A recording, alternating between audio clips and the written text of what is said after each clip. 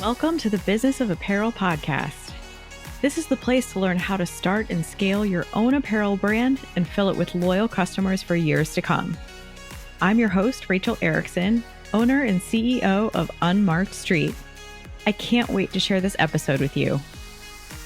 Welcome. In today's episode of the Business of Apparel podcast, I get the opportunity to interview one of my very best friends, someone who I have been working with and just gotten to know over the last decade of my career and life. And Mr. Ben Gerding is just such a good human and really thinking about the apparel industry in a new way.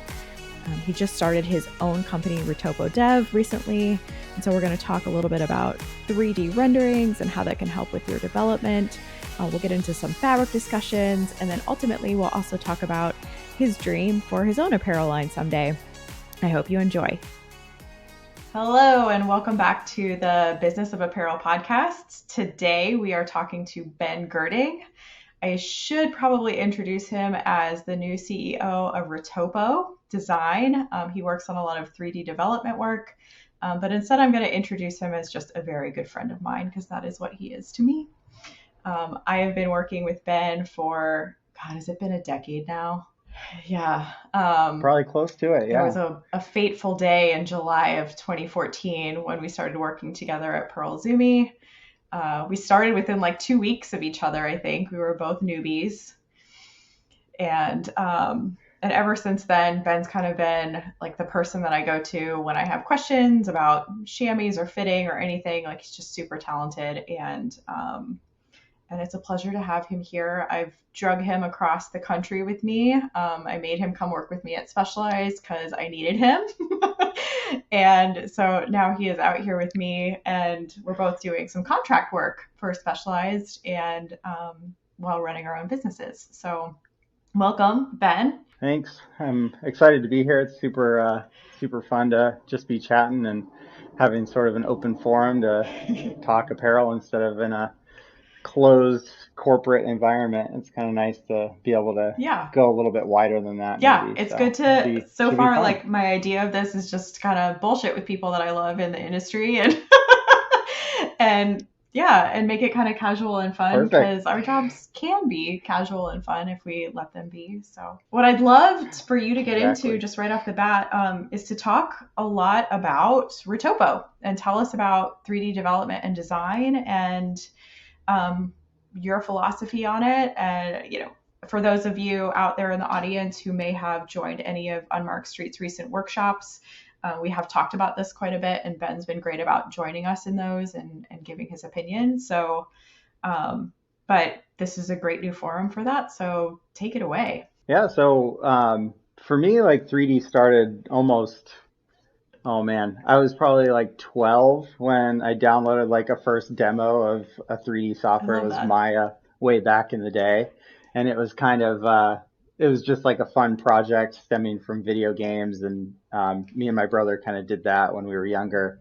And he kind of stayed on that path for a long time. And I went into video editing when I was younger. And he actually has a degree in fine arts for 3D development and design and 3D modeling. So he kind of went that route and then fell off of that. And then I kind of picked it back up in the apparel industry when I started to see it starting to gain some traction and, all of the software started to come together and become a little bit more useful.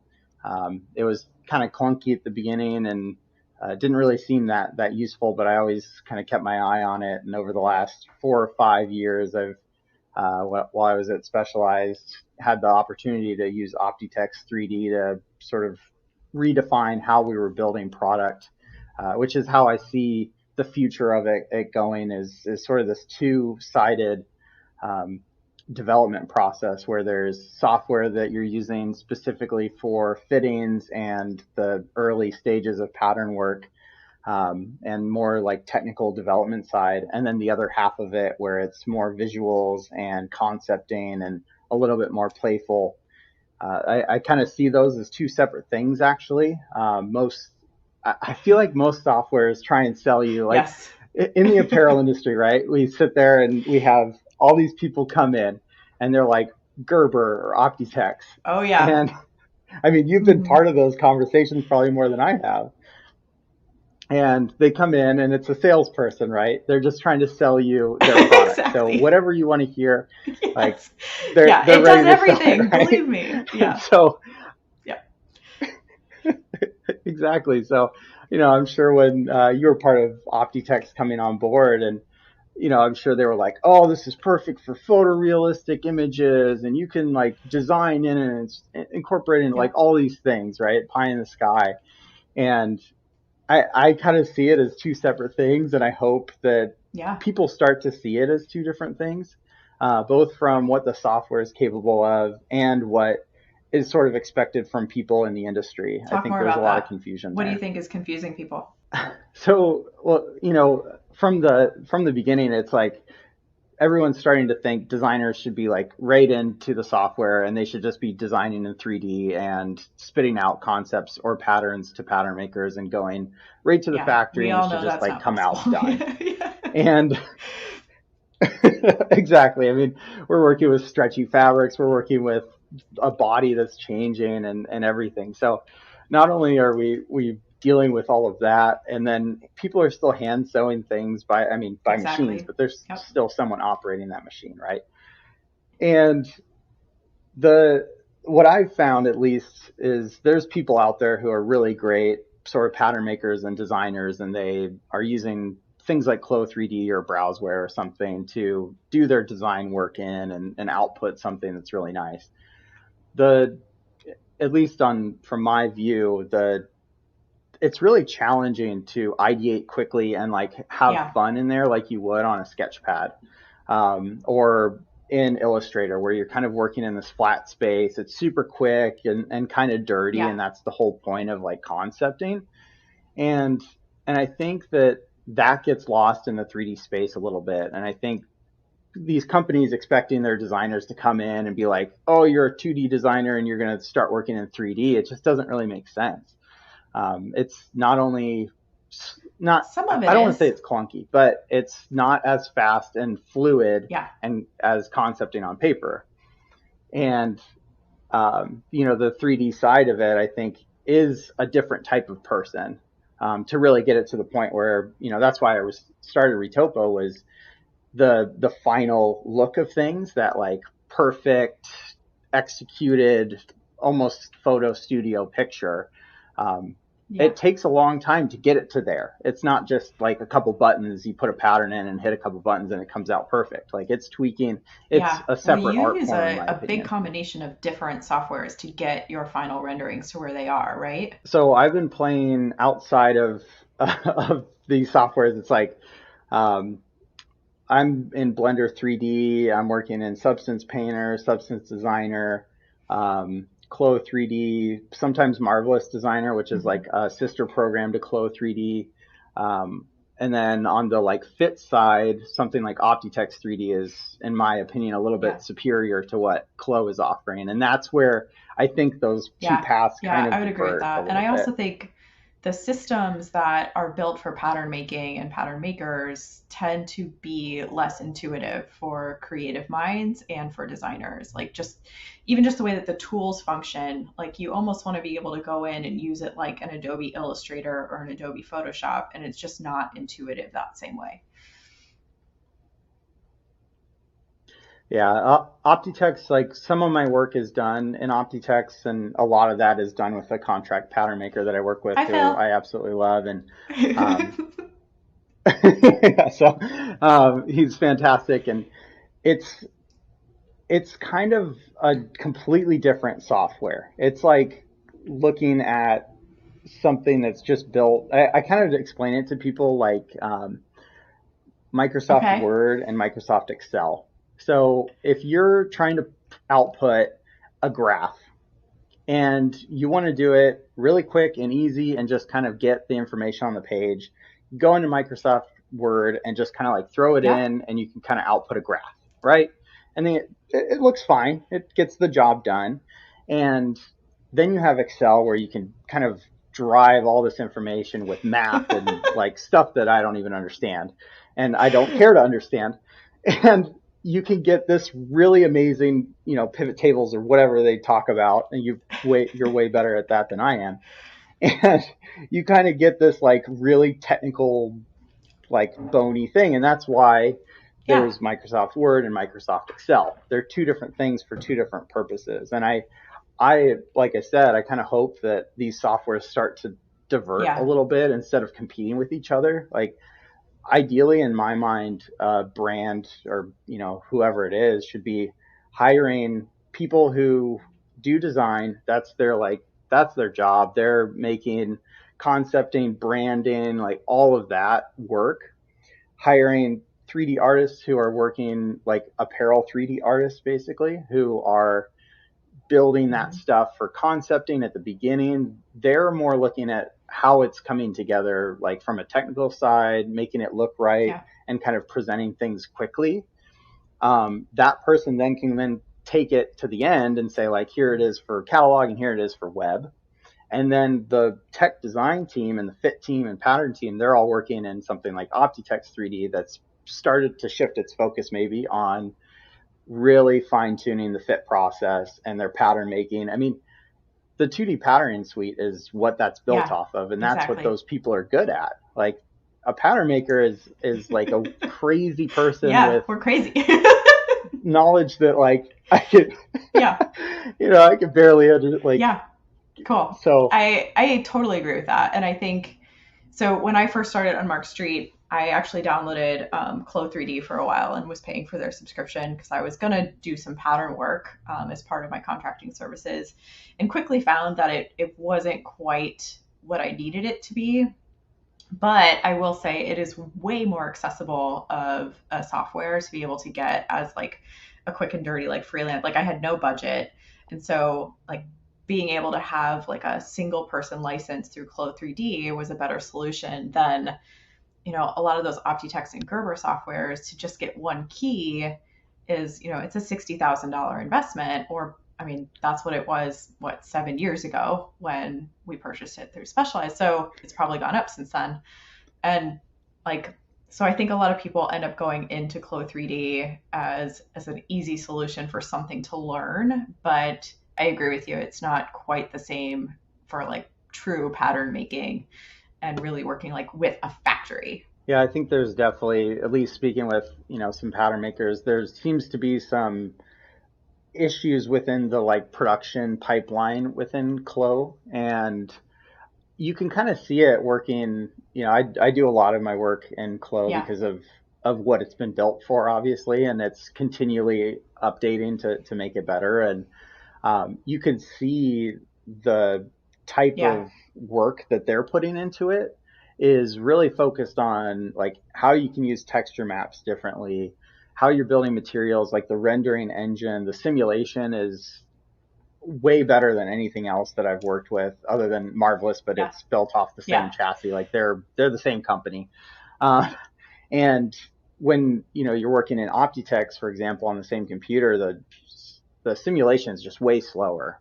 But I think that they've focused more on how it's actually fitting. So like I've done some, and this has kind of been like a fun process for me of looking at actual product that's come out from prototypes, seeing what the 3D has looked like from multiple programs. I've got a factory that's working with a different software, a factory or working in an Optitex 3D and then in Mhm. Clo, and you can see the Oh, differences of interesting. how they drape in 3D and then how that sample actually comes out. And if you keep everything sort of like as close to fabric as possible across all the softwares, I think Optitex does a better job of just looking like when you're fitting in 3D, you're not looking at like really fine tuned details. Yeah. You're looking at like bigger overall things, like big drag lines, balance issues, what's happening with the sleeve, the collar, like some tight spots, but you can't get, at least right now, like in Mhm. my opinion, you can't get into the fine details. But those bigger issues you can see much easier, I think, Yeah, I think in that's something true. like And which is Optitex. like a really cool segue into kind of my next question for you, which is to kind of walk us through a little bit like what the 3D development process is like, and like if you were working with the most perfect ideal client to use 3D development and design, like what would that process look like from beginning to end? Yeah, so this is this is sort of an interesting topic for me because I think we're at a point right now in the apparel industry where someone has to say that Yeah. the process isn't working anymore and just throw it out, throw a whole season out the window and restart basically. And I think there's plenty of reasons to do that anyway with, like not building so much product all the time and just like Hell shoving it yeah. out just to like have a new season. But, you know, I think at the very beginning, like we can kind of start everything over and begin working with design in a different way where design is kind of coming up with these ideas and sort of this like tech design 3D artist is Mm-hmm. sort of building alongside them. They're coming up with ideas. This other person is sort of building those ideas in 3D, probably in something like Clo or like a quick and easy software that you don't have to. That so the point I want to kind of touch Yeah. on with Clo that's different than Optitext is it's built around, in my opinion, aesthetics over function as far as like I think function that's a down the great way line. of describing it. And Yeah. like when I'm working with a client and they're saying, like, I'll send a 3D proof over and they look at it and they say, oh, I really don't like how many drag lines are across the sleeve here, or there's whatever number of things. There's so many settings that I Mm-hmm. can go in and tweak and play with and tools that I can use to fix that in 3D that aren't going to translate Mm-hmm. into a finished actual pattern. And so I can basically just go in and like keep playing around and say like, does this look right? And send 4 different versions relatively Yeah. quickly back and say, which one do you like? And that's not something you can do in the other software. And that's why it's like Okay. more upfront work, I think. And so I think that whole section of work should be a lot bigger than it is as far as time goes in the development cycle, where it's kind of bouncing back and forth and tech design's kind of coming in and making sure that things are aligning right within like a production side. But I think that's what it has always excited me about the 3D space and why I kind of like again started Retopo was my background is in like Yep. sewing and technical fitting and construction and all of that. I'm just driving right into 3D Yeah. to make sure that they look right when they come out. And having someone like that in the very beginning working with design can really Yeah. like streamline the Yeah. entire It's interesting. process. Like, it's like you talked about time with there. Like, essentially, if you do it right, at least in my opinion, you could probably knock 2 months off of the development process because you can probably get through Protos 1 and 2 just by doing 3D renderings, seeing all the different iterations, getting the pattern to a place where it's ready to send to the factory. And the factory prototype is going to be just that much farther along because you guys have already validated what it will look like on an avatar or what the details will look like and make sure the design team is happy. Um, so when you talk about adding more time there, like I feel like we always give design and like initial development processes such a short like runway. You know, you hand off tech packs and then all of a sudden they have to go to the factory in what, 3 or 4 weeks, depending on how many styles there are. But if you actually gave it that 2 month period and let it kind of be what it is, it could be a good way to eliminate a lot of excess protos too. Exactly. And I think, I mean, you've been to more factories than me and across the entire world, we're sending sketches, tech packs, English written from, our Yeah. country, obviously sending English written information, basically the recipe as best as we can and as simplified words to people who that's their second language or using software to help sort of translate these things. And having pictures is way more important than anything else. So sketch being correct, adding in a 3D image that's, spinnable, they could zoom in on it, you can show details. That can Wow. completely change how they're looking at it and understanding how it's supposed to look in a 3D form. You know, when a designer, whenever a new designer comes on board in a company, no matter who it's been, I don't, you know, if I've worked with them before or not, they pass off their first sketches and it's basically a week of looking at it and trying to Yeah. understand how they draw, because it's, you know, we're building 3D things into a flat sketch, and how somebody interprets what the line looks like as it comes down the sleeve, whether it's a sharp Mhm. point that creates like a fold or if it's a nice curved line, like what does that mean to them? And there's like a whole literacy gap within us speaking to each other. And what does that mean when it gets down there Yeah, and that's such a like good to the point. I factories? hadn't really ever thought about that before, but you're so right. And when you do start to work with a new designer as their technical designer or as their developer, like there are definitely some gaps in the understanding of what all of those little details mean. And um, I think that's an interesting, maybe another interesting conversation for another day.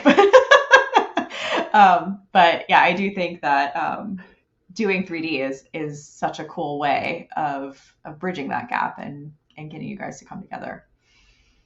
Have you had a chance to work on it a lot with a couple other brands? You know, a little bit off and on. I think people are starting to, I mean, obviously we're seeing some brands take it and run with it. And uh, I think the thing that sort of disappoints me, which leads me into like a completely different topic, but I don't think there's enough discussion across the industry of how to use these tools to create like open discussions that aren't some salesperson walking in, like going back to the sales conversation. If you walked into a Ferrari dealership and you're like, "Oh, is this like eco-friendly? Like how many miles to the gallon?"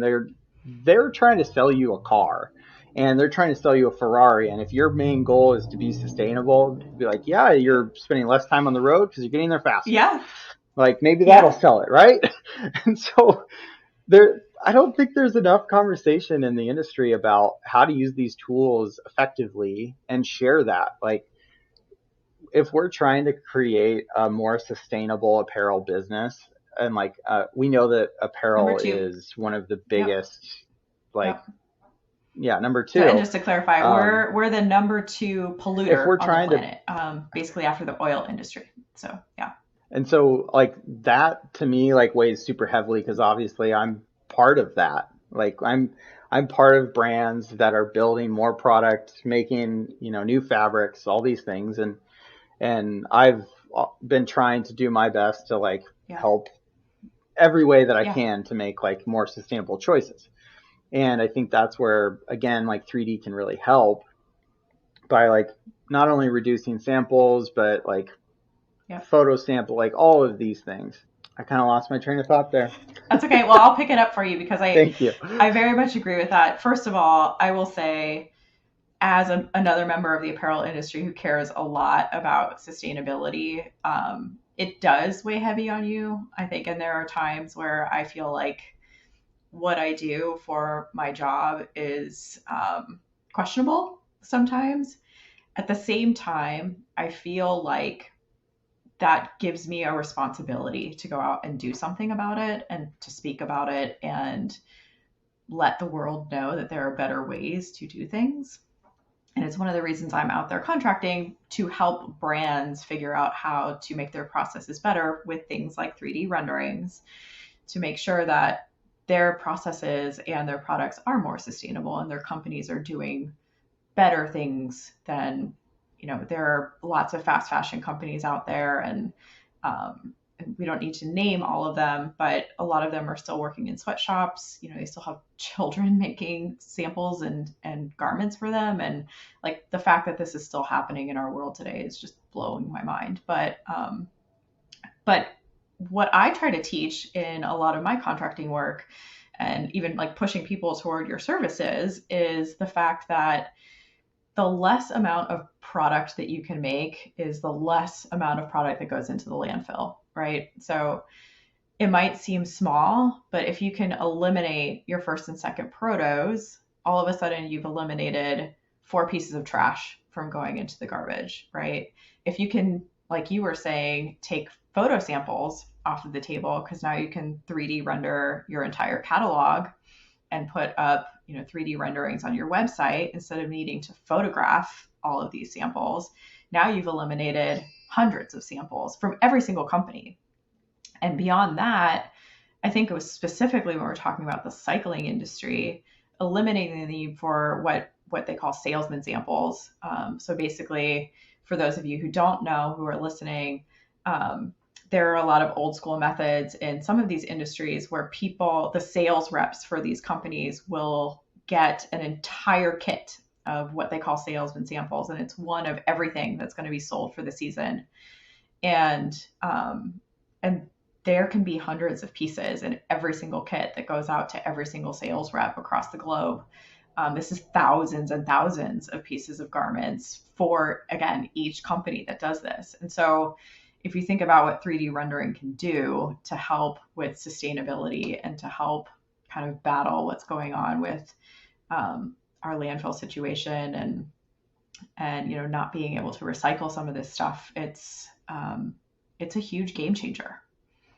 Yeah, and I think it's really exciting even in the front end of product planning, with forecasting and things. And a lot of these smaller brands that I follow online, they've started to it's super cool. I think that people should, brands really should start to reach out to their customers, because we're building product for people to purchase and to love and try and keep for as long as possible. Yeah. And some of these companies are starting to put their 2D flats on their Instagrams, on their stories and all these things, and saying, hey, which color do you like? Or which design do you like? And obviously you could get into some deep water there of everyone jumping in and saying why aren't you making an olive green one? Or why did you put the pocket there? Or whatever it is, designed by committee can be really challenging, but yes. It also can bring everyone sort of together along in this whole journey of product, and say, at the very beginning, we're showing you the product. The apparel industry is terrible. Everyone's stealing from everybody anyway.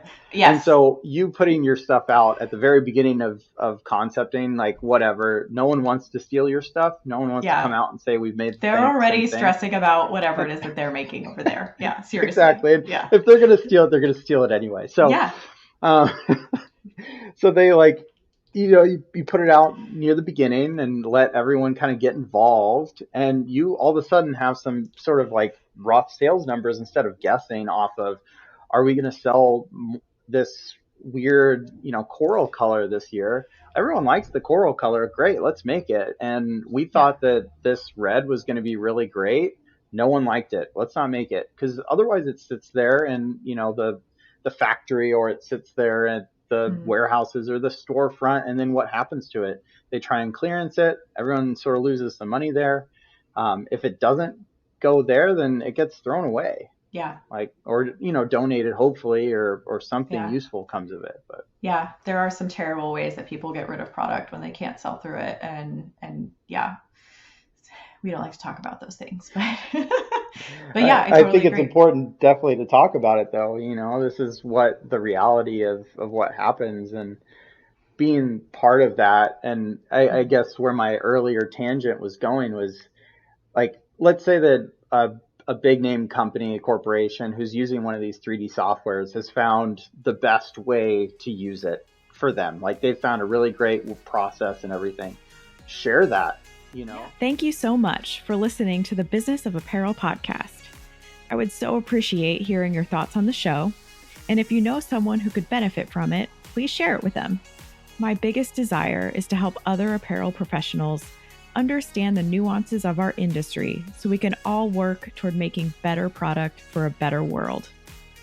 If you would like to connect further, I'd love to invite you to send me a message through my website, unmarkstreet.com, where I do weekly trainings through my video channel, a monthly newsletter, and offer so many resources to help you start and scale a profitable apparel brand.